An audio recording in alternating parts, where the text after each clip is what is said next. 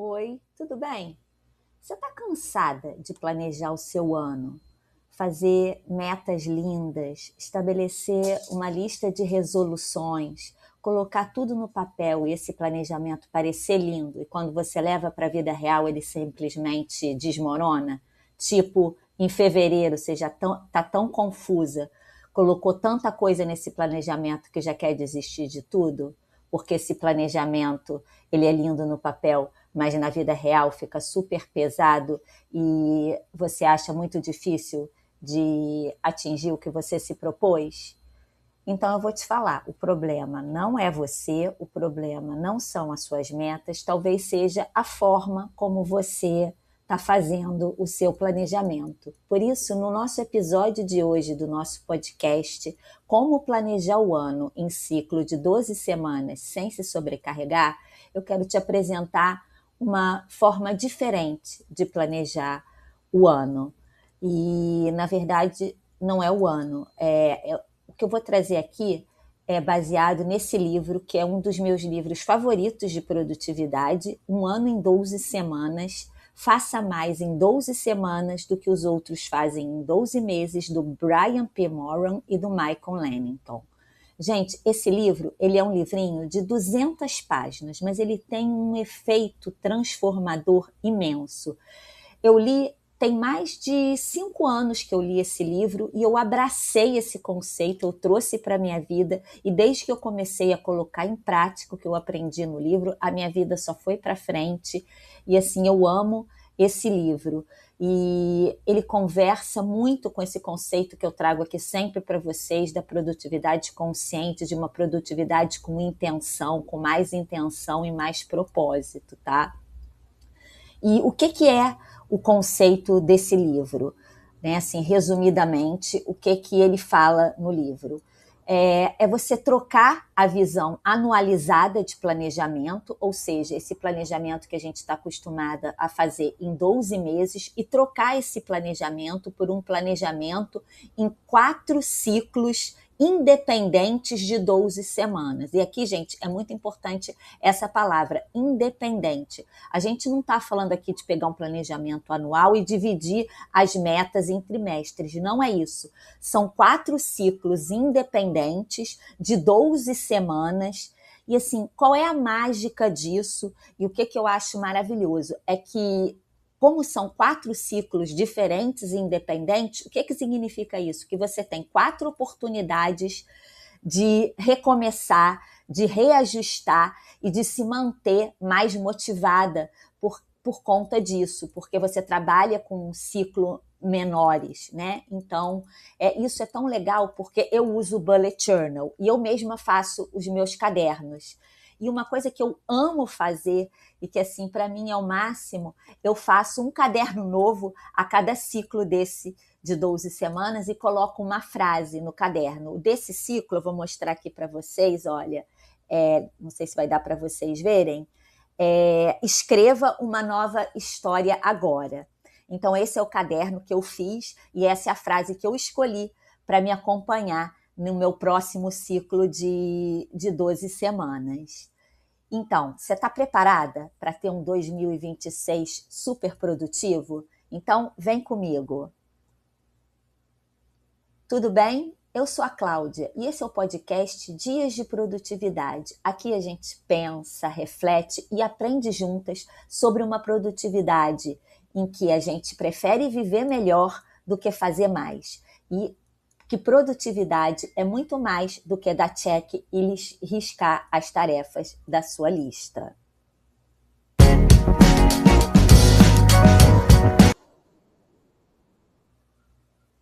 E aí, gente, vamos começar?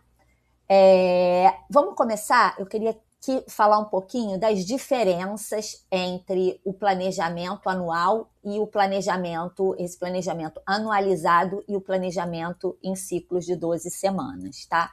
A primeira coisa, o planejamento anual, ele é rígido e acontece dentro de um padrão, ou seja, você começa em 1º de janeiro e obrigatoriamente você termina o seu ciclo no dia 31 de dezembro. O que acontece? Como é um horizonte de tempo muito longo, a gente acaba quando está planejando ali o ano, trazendo um excesso de metas para o nosso planejamento. E como a gente tem essa visão de um período mais distante, a tendência é que a gente vá ali no meio do caminho precocemente abandonando as nossas metas, né? Tipo assim, fevereiro, março, você já se propôs tanta coisa, já está tão longe, né, de você ver o resultado dessas metas, de você se ver atingindo as metas, que a tendência é que a gente vá desistindo. E ele tende a te trazer menos clareza e, com isso, mais procrastinação. E faz da culpa, né? Porque a gente fica ali, não faz, não atinge, não, né, desiste e volta e recomeça. Isso acaba fazendo da culpa uma companhia constante. E o planejamento em 12 semanas? Ele é flexível e personalizável. O que quer dizer isso? Você pode começar, se você quiser, seu ano de 12 semanas, hoje. Você pode começar amanhã. Se você quiser começar em março, fevereiro, não importa. É um planejamento feito para você e por você, tá? Do seu jeito, na hora ali que você decide começar. Vocês vão ver ao longo do vídeo que a proposta é ter menos metas, e quando eu tenho menos metas, eu tenho mais clareza. E quando eu tenho mais clareza, eu tenho menos procrastinação.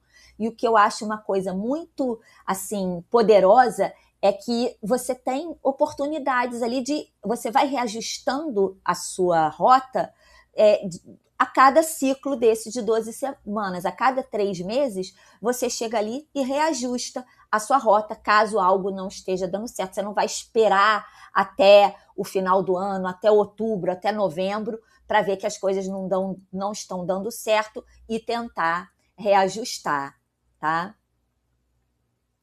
E aí, como que a gente vai caminhar, então, no nosso episódio de hoje? Vamos ver o que a gente vai fazer antes do planejamento, porque um planejamento consciente, ele começa muito antes de estabelecer metas, muito antes daquelas resoluções vazias, né? A gente vai trabalhar com metas conscientes, então a gente tem ali uma etapa que é antes do planejamento. O que a gente vai fazer durante o planejamento e o que a gente vai fazer depois do planejamento, tá? Então, antes do planejamento, que é o que o autor chama de visão de vida ou visão aspiracional, é aquele momento que você vai sentar, pegar um café quentinho, um chazinho quentinho, no canto da sua casa preferido, colocar uma música, um momento seu com você. E aí você vai se perguntar, o que eu quero que aconteça na minha vida? E aqui, gente, não é um ano, não é nas próximas 12 semanas, não é o que você quer que aconteça na sua vida. Qual é a sua visão de vida? Aqui, não seja modesta, tá? Arrasa aqui, coloca seus sonhos, sem filtro, sem censura, o que você realmente quer que aconteça na sua vida, tá? E se você tiver dificuldade de fazer isso, você pode fazer o que a gente chama de antivisão. Você faz uma lista do que você não quer que aconteça na sua vida, porque às vezes é mais fácil a gente saber o que a gente não quer do que a gente quer. Isso aqui é muito, muito importante, porque daqui que vão nascer as suas metas, e como você vai alinhar suas metas com essa visão de vida, com o que é importante, com os seus sonhos, você vai ver que isso é um grande antídoto contra a procrastinação. E eu vou deixar aqui o card de um vídeo em que eu falo sobre como você pode ter um momento de conexão com você mesmo e pode te ajudar aqui nesse momento, porque às vezes é difícil mesmo a gente, né, responder a essas perguntas e parar e pensar sobre isso, tá? Então, isso é o que a gente vai fazer antes do planejamento. E aí, o que a gente vai fazer durante o planejamento, né? Então, você já fez lá sua lista, a sua visão aspiracional, a sua visão de vida, você já agradeceu. Aí a gente vai agora, então, para o planejamento propriamente dito. É hora de pegar o papel, ou um arquivo, de notas, o bloco de notas do seu celular, ou um arquivo no Google Drive, aonde você quiser, e começar a estabelecer as suas metas. E como que a gente faz isso? Tá? Primeiro, poucas metas por ciclo. Eu acho que você deve estabelecer, no máximo, 3 metas por ciclo. E, Cláudia, de onde saem essas metas? Essas metas vão sair da sua visão aspiracional. Só que na sua visão aspiracional, ela é sonho puro. Ela não tem prazo, ela não tem data, ela não tem nada. Ela é sonho puro, tá? E você vai aqui, nesse momento, durante o planejamento, você vai pegar essa visão e vai trazer ela para um horizonte mais tangível, ali num período que eu te aconselho de 2 a 5 anos. Vai trazer mais para uma coisa mais palpável, mais vida real, sabe? E aí, aqui, por exemplo, se a sua meta lá, na sua visão aspiracional, você colocou, eu já encontrei uma carreira que eu amo, eu estou trabalhando numa carreira que eu adoro, eu fiz minha transição de carreira e hoje trabalho em algo que eu adoro, trabalho com mais intenção, com mais propósito. Então, isso é a sua visão aspiracional. Aí, quando você vier aqui para essa parte, durante o planejamento, você vai pensar, tá bom, e se essa é a minha visão aspiracional, o que eu faço num período de 2 a 5 anos para atingir essa meta, tá? E aqui, gente, é importante isso, tá? Menos metas e mais clarezas, mais clareza. E esse aqui é um conceito fundamental do livro. Se você puder levar alguma coisa desse vídeo, leve esse conceito de desequilíbrio intencional. O que é isso? Como a gente está falando aqui de estabelecer poucas metas, eu também vou trabalhar poucas áreas da minha vida. E o que é o desequilíbrio intencional? É intencionalmente eu entender que eu vou trabalhar e focar mais em alguma das áreas da minha vida e posso deixar de lado ou trabalhar menos em uma outra área, tá? E por que eu posso fazer isso de uma forma com tranquilidade e com clareza? Porque são 12 semanas. Eu vou fazer isso por 12 semanas. No próximo ciclo, eu posso escolher focar intencionalmente em outra área, e tudo bem. E aí eu dou mais atenção para aquela área que eu tinha deixado ali um pouco de lado. E aí você vai fazendo isso ao longo do ano. Tá? Esse é o conceito importantíssimo de desequilíbrio intencional, que é nada mais do que isso. Você, né, num período de 12 semanas ali, você escolher intencionalmente focar mais em uma ou duas áreas da sua vida em detrimento de outras, entendendo que está tudo bem. Você não precisa dar conta de tudo o tempo todo. Isso, gente, diminui muito a sobrecarga, porque você entende que você escolhe em que você quer focar e no que realmente é importante você dar conta, tá? Então, assim, leva esse conceito de desequilíbrio intencional, porque eu acho que é uma das coisas mais importantes desse livro, tá? E aqui como a gente vai focar em poucas áreas e vai estabelecer poucas metas para essas áreas também, de 1 a 3 metas, isso vai ajudar a gente a ter mais clareza. E por quê? Porque eu vou estabelecer quais são as ações fundamentais que eu preciso fazer, que eu preciso colocar na minha lista de tarefas para atingir a minha meta, né? Nessas 12 semanas. O que eu preciso fazer? Quais são as ações fundamentais que eu preciso fazer nas próximas 12 semanas para atingir as metas que eu me propus atingir? Então, aqui, gente, menos é mais. Quanto menos e mais focada você estiver, quanto mais focada em desempenhar, em ficar boa nessas ações fundamentais, mais perto das suas metas você vai chegar, tá?